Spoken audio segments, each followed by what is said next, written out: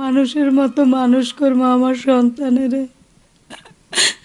আর এই চিন্তা করেই আমি ওই রাক্ষসী রানা প্লাজায় আমি গেছি। আর ওই শিলা বেগম 2 বছরে কন্যা সন্তানকে রেখে স্বামী মারা যাওয়ার পর দুবেলা দুমুঠো খেয়ে পড়ে একটু ভালো থাকার আশায় বরিশাল থেকে সাভারে এসে চাকরি নিয়েছিলেন রানা প্লাজা ভবনের 6 তলায় ইথারটেক্স লিমিটেড কারখানায়। গার্মেন্টসে চাকরি করে উপার্জিত অর্থ দিয়ে সন্তানকে নিয়ে ভালো থাকার যে স্বপ্ন দেখেছিলেন শিলা বেগম, 2013 সালের 24 এপ্রিল সেই স্বপ্ন পরিণত হয় দুঃস্বপ্নে। দীর্ঘ 11টি বছর ধরে অসহ্য যন্ত্রণা বয়ে বেড়ানো শিলা বেগমের পেটে নতুন করে ধরা পড়েছে টিউমার। আমার এই অসুস্থ শরীরে আমার অনেক কষ্ট হয়। এই ক্যাসার মধ্যে আমি আর থাকতে পারতেছি না। আমি চাই সুস্থ এই ক্যাসার মধ্যে বাইরেতে। আমার এই দেহটার মধ্যে 8টা টিউমার, কিন্তু এর যে কত যন্ত্রণা একমাত্র আমি জানি। রানা প্লাজার দুর্ঘটনায় আহত আরেক শ্রমিক নীলুফা বেগম কাজ করতেন রানা প্লাজা ভবনের 5 তলায়। দুর্ঘটনার পর কিছু ক্ষতিপূরণ পেলেও বর্তমানে চিকিৎসার ব্যয় বহন করতে গিয়ে ঋণে জর্জরিত হয়ে মানবেতর জীবনযাপন করছেন তিনি।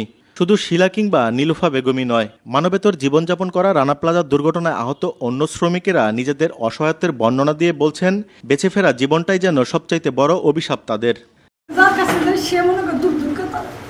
যখন ইনকাম করছে সবার কাছে মানুষ, এই জন্য ওই সময়টা কোনো মরে গেল সবচেয়ে ভালো হতো।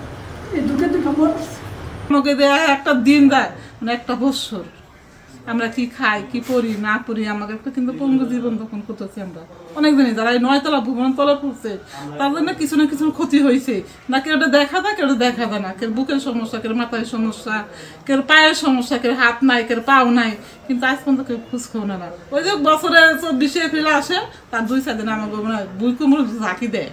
2-4 দিন মিডিয়ারা আসে, কিছু কিছু মিডিয়ারা খোঁজ খবর নেয়। কোনো নেতা কন, কোনো সাভার এমপি মন্ত্রী কন, কিন্তু রানা প্লাজার কোনো খোঁজ খবর নেয় নাই। রানা প্লাজা দুর্ঘটনার 11 বছরে এসেও আহত শ্রমিকদের ক্ষতিপূরণ, চিকিৎসা ও পুনর্বাসনের দাবি করছেন বিভিন্ন শ্রমিক সংগঠনের নেতৃবৃন্দ। এই শ্রমিকদের নিয়ে যতদিন পর্যন্ত এটার একটা শুরু হয়, একটা ফয়সালা না হয়, আমরা আন্দোলন সংগ্রাম করে যাব এবং তাদের জন্য সুব্যবস্থা, স্থায়ী বাসস্থান এবং সুচিকিৎসা যেন সরকার করে, এই দাবিটাই আমরা করে যাচ্ছি। 2013 সালের 24 এপ্রিল সাভারের রানা প্লাজা ভবন ধসে 1175 জন শ্রমিক নিহত হয়। এ সময় আহত হয় 2000-এরও বেশি মানুষ, যা বিশ্বের ইতিহাসে 3য় বৃহত্তম শিল্প দুর্ঘটনা হিসেবে বিবেচিত হয়েছে। দেওয়ান ইমন, এশিয়ান টেলিভিশন, সাভার।